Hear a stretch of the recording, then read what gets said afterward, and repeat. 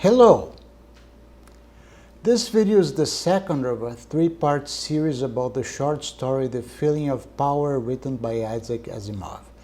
It is an independent video, but for a better understanding I recommend that you watch the first part in which I present a story plot and make a short review of it. How dependent are students of calculators, and should that dependence be encouraged or discouraged? Are students forgetting how to make simple arithmetic calculations because of the lack of habit of practicing that?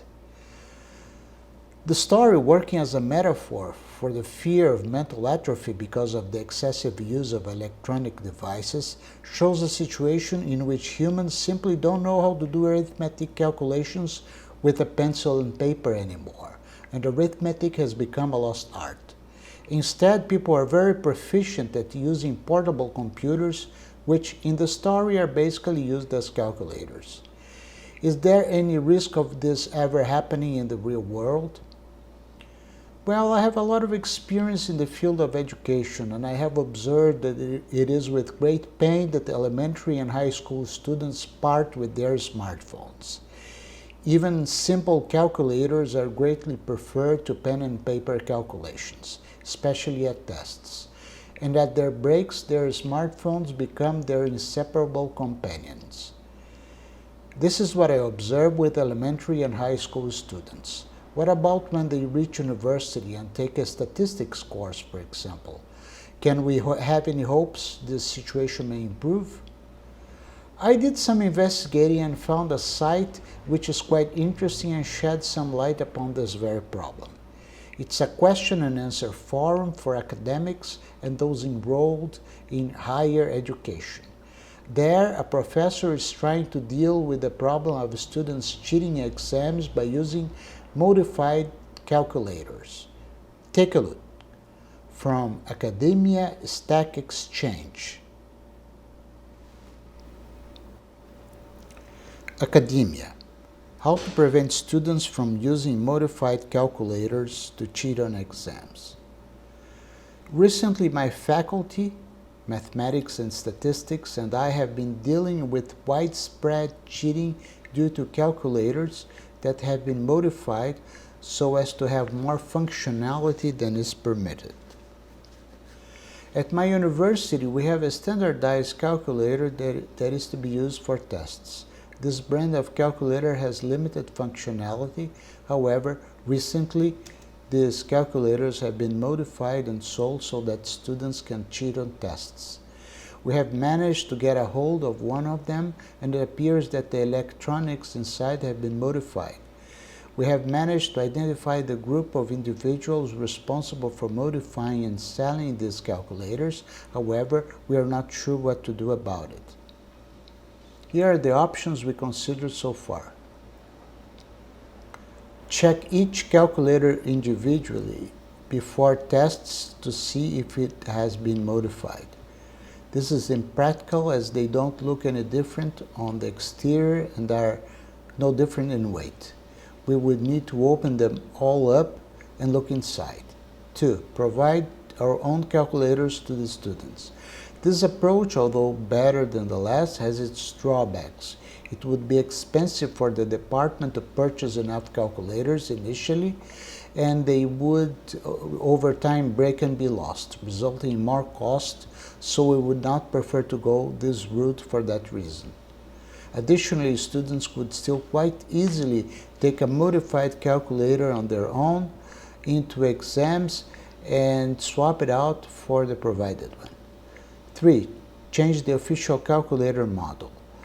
We could move to a new model of calculator. However, I suspect this would only be a temporary fix, as the group responsible for modifying and selling the calculators could easily switch to modifying the new model. 4. Stopping having calculators altogether. We would prefer not to resort to this, as we don't think forcing students to do lengthy arithmetic calculations is the best way to test them. We could try to avoid such things. However, sometimes it is simply necessary to ask such questions. For example, In an introductory stats class, we would like to ask students to find the standard deviation of a set of data points. Asking them to do this without a calculator seems unfair. However, we can't simply avoid asking such questions if we want to test them properly. 6. Simply ignore the problem. This is obviously not ideal, as using these calculators gives students a clear advantage over those without them. Additionally, students using them often don't need to learn how to perform various calculations and can instead just plug in the various values and have the answer come out. Has anyone had this happen at their institution before? If you have any suggestions as to what we can do in this situation, it would be greatly appreciated. Patricia answers, I received my bachelor's degree in mathematics in 1970. I didn't own a calculator. There were some adjustments that helped with no calculator tests. Many of my exams had 10 points per question. 9 of the points were for clearly showing correct working. 1 point was for getting the right answer. A student who understood the material but was bad at arithmetic could get 90% without a single correct answer. A student who depended on a fancy calculator could miss more points for not showing all the work. The exam booklet included at the back any trig and similar tables we were going to need. Answers only had to be to the rather low precision supported by those tables. Questions were designed with easy numbers. For example, fractions would often simplify by just crossing out common factors. Questions were structured to minimize difficult arithmetic. For example, ask for the variance rather than the standard deviation, but also ask what they could have done differently to get the standard deviation. Given the problem of the modified calculators, you can go in on one of two directions. The first is real world, full of internet access, statistical calculators, etc. The other one is go back to the 1960s and design tests for no calculators. Herman answers, don't use the calculators. The final number you get in a math stat exam is not that important, is it? Have them write down the standard deviation formula instead of having them calculated by pressing 2 buttons. Find ways around not using the calculator. Joffrey's suggestion is a good one. Are you interested in the correct number or in them understanding the meaning of variance and how it is calculated? I am against using a calculator in any exam unless you get to very high levels of math or physics. At that point, you can have all the hack calculators you want, but you will need to use your brain 100 times more than in your intro stats class. In addition, I might tell the students that the calculators have been banned because of the cheating, or tell them they should focus on the process. User 24098 says, I question the assumption that the department buying calculators is infeasible. Calculators that can do basic arithmetic are dirt cheap, as little as $2, and probably less when buying in bulk. If you need a scientific calculator, they can be had for $5 to $10, again probably less in bulk. On the other hand, reworking the material to not require calculators, as suggested by some, would be a huge expenditure of time and effort, probably far outweighing the cost of buying calculators when you consider the value of people's time. Also, there is merit to your original premise of giving students a need for arithmetic. I already gave an answer attempting to stay within the parameters of the question, but it has some downsides, as commenters noted. Departmental calculators is a nice clean solution with no downside other than cost, so perhaps it is worth reconsidering.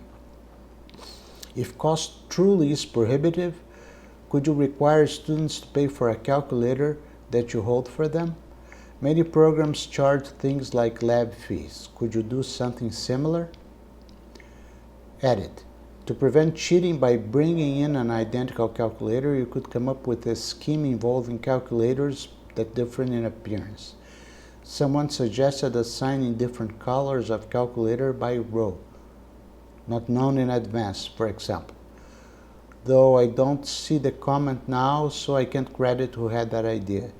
Or you could make the calculator too unwieldy to sneak in, for example by mounting it to a large flat board in some way. Federico answers, give them a computer, not a calculator.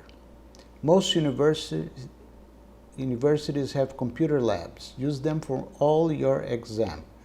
With some help from the IT department, you can make sure that they cannot communicate on a network, and they contain exactly the software that you allow them to run. Besides the practical aspects, I think it is a good thing if calculators disappear from the world. They are basically crippled tablets, phones, computers with a poor user interface. If it weren't for exams, they would be a relic from the 90s, like floppy disks and programmable VHS recorders.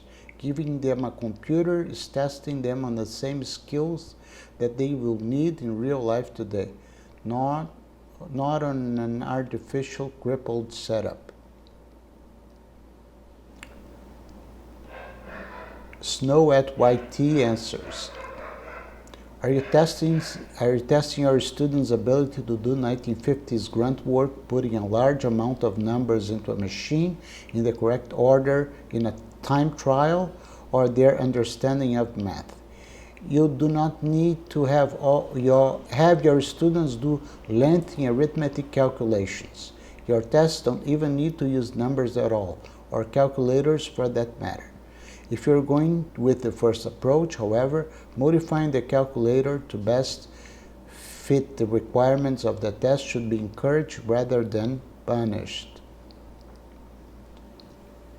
Stephen answers. Firstly, let me welcome you to the 21st century. Calculators went out with the dinosaur. People use smartphones now. So you're involved in the classic institutional mindset where you're trying to operate without reference to the real world and falling way behind it in the process. The students do have calculators, smartphones, and tablets. Your test should ideally not contain elements that test their ability to operate their electronic aids, but on the other hand, they will have access to these aids in the real world. Who actually doesn't use these things in the real world? So I'd suggest the correct policy is to structure exams to provide all the required information. Memorizing formulas is pointless, so testing they can is pointless. All it does is bias tests in favor of people with good memories, regardless of ability to apply their knowledge. So, test ability to provide knowledge, not ability to memorize things. We almost all nowadays carry about with us a tiny device capable of accessing almost any information we want. Could we please stop testing pupils on their ability to memorize stuff and rather on the ability to use what they can know?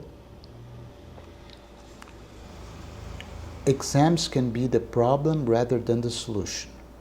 We should really be moving away from exams. 2 hours of panic should really evaluate 4 or 5 years of work and move to assessment-based evaluation. The latter gives a more consistent picture than some 2-hour exams that can be failed simply due to stress, which is huge. Shift your courses to assessment and away from the antiquated formal exam. Numeric calculations should deliver minimal points in an exam.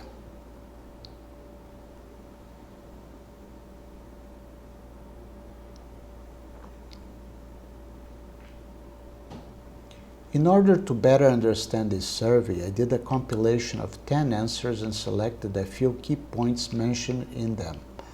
Take a look at this table.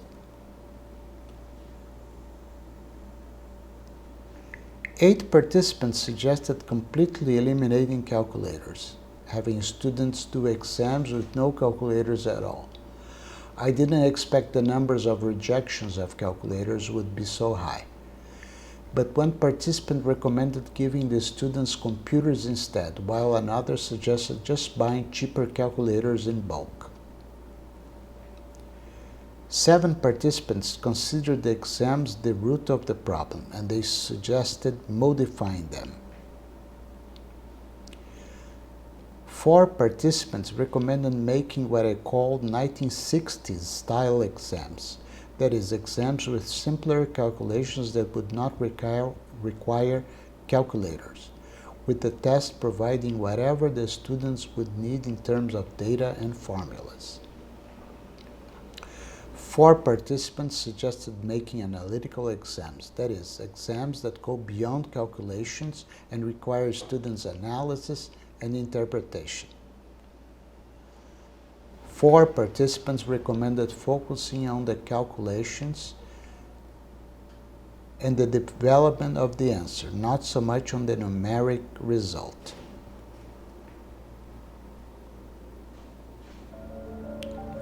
Well, that's it for now. I hope you enjoyed this as much as I did. If you liked this video, give this video a like and make a comment. And if you want to know more about my work, you can subscribe and hit the notification bell. That helps the channel a great deal. Next video, inspired in the situation presented in The Feeling of Power, will be seeing the story of inventors who regretted their own creations for one reason or another. Don't miss that. See you all then.